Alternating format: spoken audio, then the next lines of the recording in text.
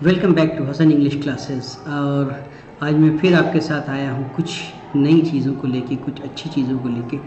तो आज के इस क्लास में हम डिस्कस करने जा रहे हैं वही चीज़ जो एक चेन में चल रहा है, जो मैं एक सीरीज़ में चला रहा हूँ, डिस्कोर्स मार्कर्स। काफ़ी इंपॉर्टेंट होता है written English and spoken English के पॉइंट ऑफ व्यू से, और कहीं ना कहीं आपको डेकोरेट करता है। वर्ड्स को मैंने बताया कि दे यूज़ टू डेकोरेट योरसेल्फ, आपको सजाते हैं, आपके लैंग्वेज को सजाते हैं, आपके पर्सनैलिटी को सजाते हैं। तो प्लीज़ बने रहिए, लास्ट तक देखिएगा ज़रूर अगर आपको अच्छा लगे तो। पहले मैंने एग्जांपल देने की कोशिश की है और ये कंट्रास्ट कर रहा है, थोड़ा सा डिफरेंट होता है, एक अलग चीज़ दूसरी अलग चीज़, दोनों को अगर एक जगह अरेंज करना है तो हम कौन सा डिस्कोर्स मार्कर्स लाएं। ठीक है, एग्जाम्पल ये है कि arrange marriages are common in many middle eastern countries, comma in the west, comma on the other hand they are unusual. यानी मिडिल ईस्टर्न कंट्रीज़ जैसे इंडिया या इसके आसपास की जो कंट्रीज़ है, यहाँ पे अरेंज मैरिज बड़ा कॉमन है।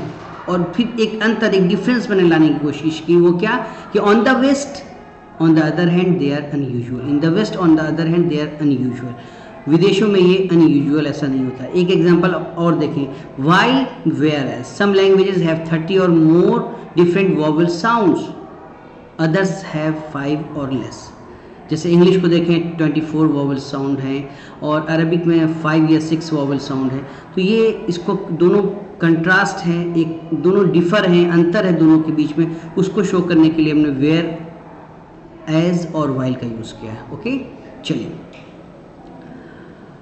बैलेंसिंग कंट्रास्टिंग पॉइंट्स, ये जो मैंने एग्जांपल दिया है इसमें कंट्रास्ट था, दोनों अलग अलग बातें थी, दोनों में डिफरेंस था, दोनों को बैलेंस करने के लिए हम यूज़ करते हैं। तो इन 3 चीज़ों का यूज़ करते हैं, on the other hand, while और वेयर एज। याद रखेंगे, on the other hand, while और वेयर एज, तीनों को बैलेंस करने के लिए यूज़ किया जाता है। किस चीज़ के बैलेंस करने के लिए? तो कंट्रास्ट को यूज़ करने के लिए, कंट्रास्ट को बैलेंस करने के लिए इनका यूज़ किया जाता है। फिर से मैंने वही एग्जांपल लाया है जो मैंने आपको सबसे पहले दिखलाया था।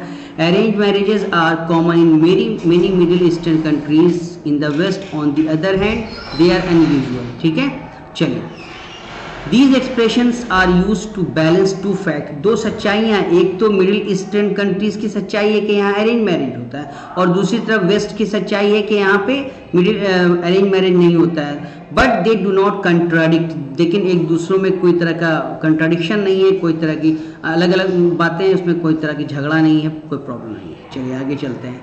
I like spending my holidays in the mountains, मैं पहाड़ों के बीच में अपनी छुट्टियां गुजारना चाहता हूँ। कंट्रास्ट फिर मैंने लाया, क्या बोला मैंने? While whereas my wife prefers the seaside. ठीक है, मेरी बीवी को समुद्र का किनारा अच्छा लगता है। वाइल वेयर एज को हम कभी कभी आगे भी रखते हैं, while whereas some languages have 30 or more different vowel sounds, on the other others have 5 or less, जबकि कुछ में 5 या उससे कम होते हैं। यहाँ पर भी कंट्रास्ट है, दोनों कंट्रास्ट को शो करने के लिए हमने वाइल और वेयर एज का यूज़ किया है।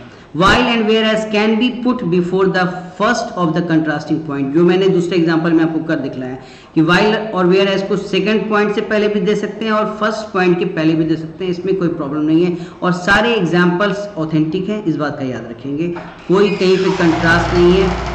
Britain came last in the world children's games again, Britain जो है वो चिल्ड्रन गेम में लास्ट में आया, but we did have 1 success, हम लोग के पास एक सक्सेस है। हॉवेवर का यूज़ किया, ये भी एक तरह का कंट्रास्ट है, लेकिन यहाँ पे कंट्रास्ट जो है इम्फेसाइज करने के लिए, जोर देने के लिए, किसके साथ हमने लाया? With Annie Smith world record in the egg and spoon race. Okay, देखिए, the train was an hour late, train 1 घंटे लेट थी, इन स्पाइट ऑफ दिस, इसके बावजूद। यानी एक तरफ तो मैं कंट्रास्ट वाली बात बोल रहा हूँ कि ट्रेन 1 घंटे लेट थी, और फिर मैं कहना चाह रहा हूँ कि I manage to get to the meeting in time, लेकिन किसी तरीके से मैं समय पे मीटिंग में पहुँच गया। यानी एक बात कंट्रास्ट कर रहा है क्या कि 1 घंटे लेट थी, लेकिन फिर मैंने जोर दिया, इम्फेसाइज किया, क्या इसके बावजूद मैं समय पे मीटिंग में पहुँच गया। ओके, देखिए, इम्फेसाइजिंग ए कंट्रास्ट, ये अलग पॉइंट है, इससे पहले कंट्रास्टिंग पॉइंट था, यहाँ पे इम्फेसाइज करने के लिए।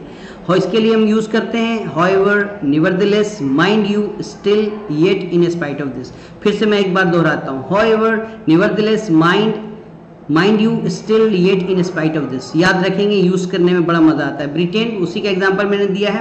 तो यहाँ पे मैं ये इंडिकेट करना चाह रहा हूँ कि हाउएवर, क्या यूज करना चाह रहा हूँ मैं, हाउएवर को ध्यान दें आप। Britain came last in the world children games again, Britain children games में लास्ट में आया, लेकिन जबकि हम लोगों के पास एक सक्सेस है, वो हमने एनी स्मिथ से जो वर्ल्ड रिकॉर्ड उन्होंने बनाया उससे है, ठीक है। देखिए, however and nevertheless emphasize the fact that the second point contrast with the first, यानी ये दोनों ये बताता है कि कंट्रास्ट है, पहला पॉइंट कुछ और था, दूसरा पॉइंट कुछ और है, दोनों में कंट्रास्ट है, लेकिन उसको शो करने के लिए, उसको डिनोट करने के लिए हमने however और nevertheless का यूज किया। एक बात मैंने लास्ट में आपके लिए लिखा है कि nevertheless इज वेरी फॉर्मल, यानी फॉर्मल लैंग्वेजेस में, अपने जॉब में या आप किसी सेमिनार में जा रहे हैं तो वहां पे आप however से ज्यादा अच्छा आप यूज करें nevertheless, ओके। अच्छा लग रहा है ना, लास्ट तक जरूर देखेंगे, ज़्यादा लंबा वीडियो मैंने नहीं बनाया। He says he is a socialist, देखिए यहाँ पर ध्यान दीजिएगा, एक तरफ तो वो बोल रहा है कि वो सोशलिस्ट है, सामाजिक आदमी है, और yet he owns 3 houses and drives a roll, और उसके बावजूद उसके पास 3 घर और एक रॉल्स की गाड़ी है, रॉयस रॉल्स की गाड़ी है। तो पता चला कि सोशलिस्ट बोल रहे हैं, ये पॉइंट काफ़ी कंट्रास्ट है। लेकिन दूसरे बात पर मैंने जोर दिया कि ठीक है, उसने सोशलिस्ट बोला होगा अपने आप को, लेकिन उसके पास 3 घर और एक बेहतरीन गाड़ी भी है, ठीक है। The train was an hour late, train 1 घंटे लेट थी। इन स्पाइट ऑफ दिस, उसके बावजूद मैंने मीटिंग पे समय से पहुंचने का काम किया है। तो yet, still and in spite of this can be used to suggest that something is surprising, कुछ अलग बात। जैसे पहले मैंने बताया कि सोशलिस्ट है, लेकिन उसके बावजूद उसके पास 3 घर और एक गाड़ी है, 1 घंटा में लेट हो गया, लेकिन इन स्पाइट ऑफ दैट, उसके बावजूद मैंने मीटिंग पे समय से पहुंच गया, या सब पहुंचने का काम किया, ठीक है। तो सरप्राइजिंग है, इन view of that word was said before, यानी पहले जो कहा गया था उससे दूसरा पॉइंट जो है वो क्या है, सरप्राइजिंग है, ठीक है। ये बहुत छोटा सा वीडियो मैंने बनाया है आप लोगों के लिए, ताकि आप लोग इसको यूज़ करें, समझें, और वीडियो को पूरा देख लिया है तो शेयर और लाइक ज़रूर करें, सब्सक्राइब करें। थैंक यू वेरी मच, मिलते हैं नेक्स्ट वीडियो में।